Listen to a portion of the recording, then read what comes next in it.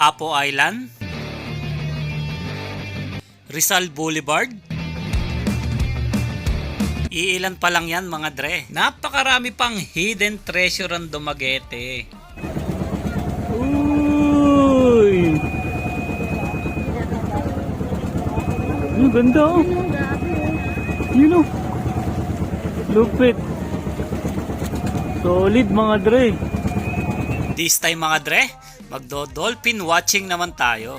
Let's go! Maaga pa nga lang is nag-ready na ang team para sa dolphin watching. Actually, sandbar yung unang pinuntahan namin dito mga dre. Pero napag-decisionan kong unahing i-upload ang dolphin watching mga dre. Sa tour package kasi namin is sandbar yung unang pinuntahan namin. Bakit mga dre? Iba daw kasi yung ganda ng sandbar kapag low tide. Sa mga naghihintay ng video, i-next vlog na lang natin yung sandbar mga dre. Teka, pahapyawan ko muna kayo ng sandbar habang low tide pa mga dre. At yan ang ganda ng sandbar habang low tide pa. At para naman sa view ng high tide ng sandbar mga dre, abang-abang na lang kayo sa next vlog natin. Tara, simulan na natin to. Dali-dali na nga nagtungo ang aming team kung saan located nagpapakita yung mga dolphin. Halos 40 minutes nga rin pala yung biyahe ng bangka namin patungo sa area ng mga dolphin. Sa 40 minutes na yon, medyo nakakainip yun mga dre, kaya tamang kwentuhan muna kami dito sa bangka mga dre. Sa part nga na to mga dre, napaka good sign yung nakikita namin kasi napakapayapa ng dagat mga dre. Sign na do yun na 90% nang magpapakita yung dolphin mga dre. Kaya sana hindi kami mabigo sa mission naming makitang lumalango yung dolphin mga dre. Dito nga sa part na to is tumayo na ako mga dre. Isa na namang good sign mga dre. Minamataan kasi yung isang dolphin mula sa malayo mga dre.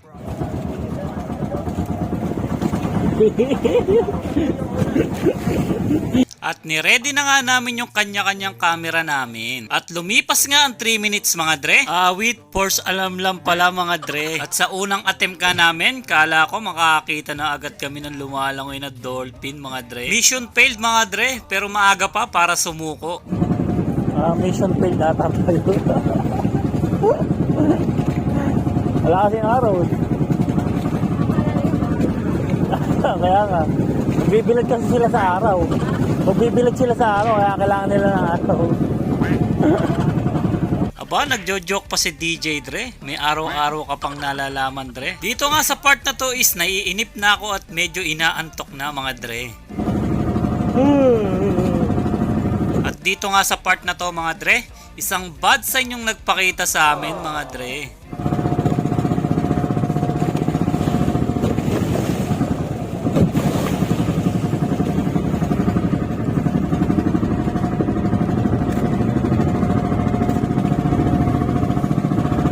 Awit, lumalakas na yung alon mga dre. Kasi ayon sa bangkero namin mga dre, kapag daw malakas yung alon is maliit yung chance ang magpakita yung mga dolphin mga dre. At dito nga sa part na to mga dre, tinatanong na nga ako ng sisaran nyo kung may nakita daw ba talaga ako. Aba, parang duda pa yan. Pero promise dre, may nakita talaga ako. Isang piraso nga lang.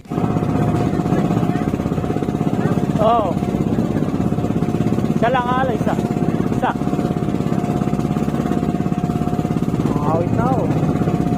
Dito nga sa part na to is sobrang lungkot at inip na ako mga dre. Sa katunayan nga nakatulog na si Ate Abigail sa kahihintay ng dolphin mga dre.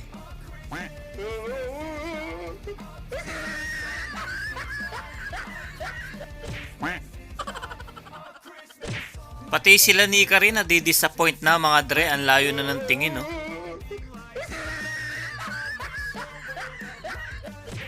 Dito nga sa part na to is hindi ako nawala ng pag-asa. Alam ko may awa ang Diyos. Kaya dolphin, please magpakita ka na. At after nga ng 20 minutes mga dre, finally nakakita na yung sisara nyo mga dre.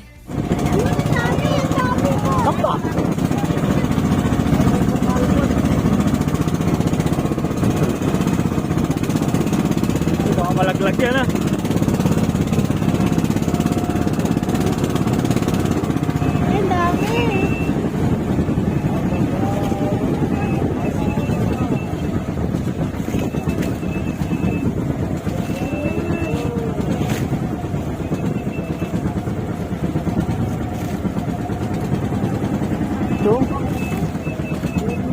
Baka malaglag kayo ha.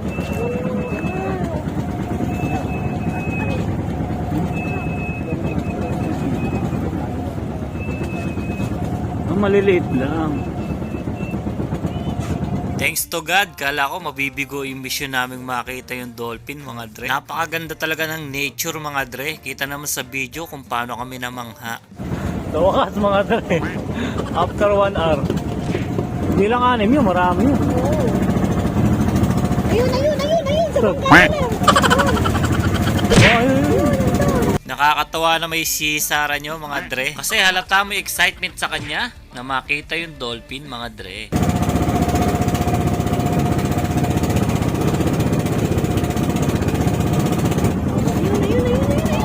dami yun. Dirty naman nila. Mataas pa isa. Ayun, cute. Napasikat din. At habang nakatutok nga yung camera ko sa malayo, sa di inaasahang pagkakataon, may biglang dolphin na tumalon sa malapit sa amin mga dre.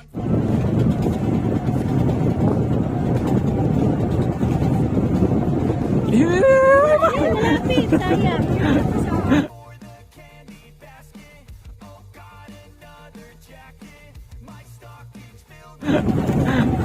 Tulog na isa. Saan na kaya kay Mama? Mukha na kaya yun. Oo, nakuha na yun. Sana. Medyo na late ako eh.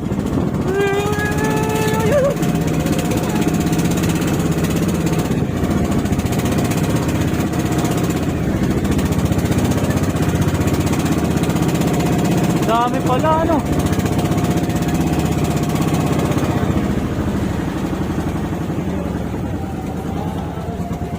Marami rin pala ano. Dito nga sa part na to mga dre, finally nakakuha kami ng magandang scene na malapitan mga dre. Ah, lapit mo pa.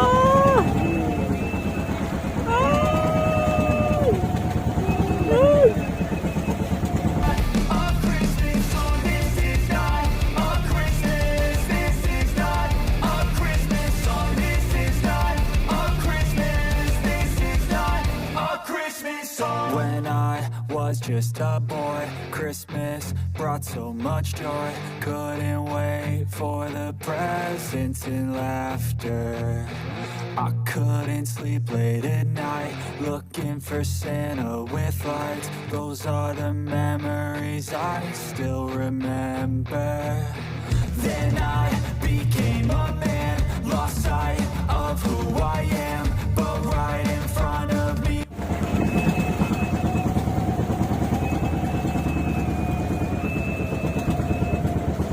Wow! Uy!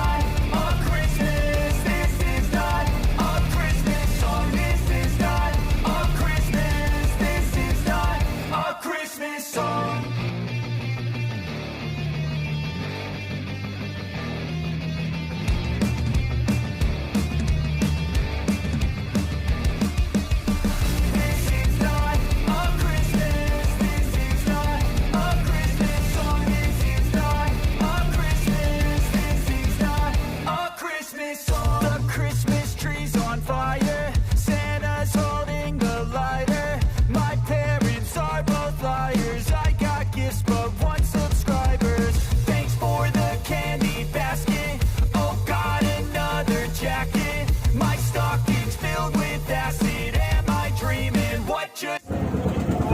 Ang ganda oh. Yun oh. Lupit. Solid mga dre.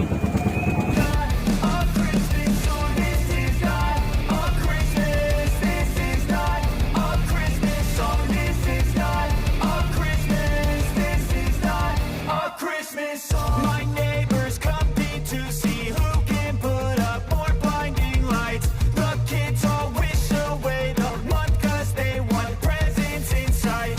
Nakakuha rin ng magandang shot. Ayun! Ayun sila! Saan? Ayun! Ay, sinusundan nila.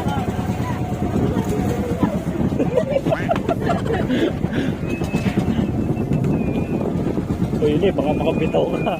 O, lawa mo yan, tol. Makakuha ka nga ng dolphin eh. Ang dami pala, ano. Re. Wow. When I was just a boy, Christmas brought so much joy. Couldn't wait for the presents and laughter. I couldn't sleep late at night, looking for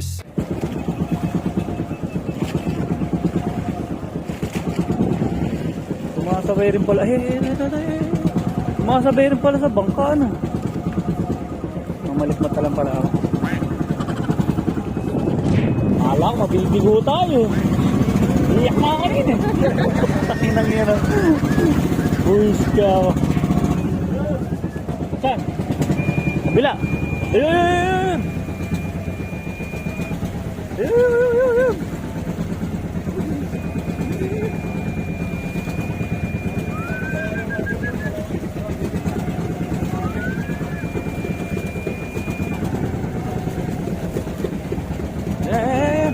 Dami na, pupunta rito yan.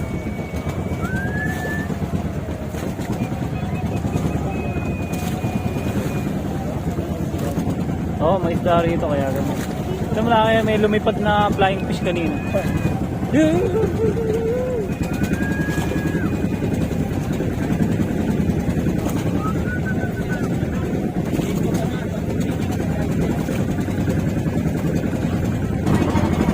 Ganda shop. Ito ako sa magandang shop. Nauubos na yung storage ko sa'yo. Mais ka! Sila! Bilis na mga, makarating doon, ano. Taka, makakaya, dalhin tayo niya sa Cebu. Ang susunod natin. Dito tayo, may ingay mga yan. Yun o, mga talong pa. Pakitang gilas pa siya, no? Oo. Ayun o, pakitang gilas siya, o.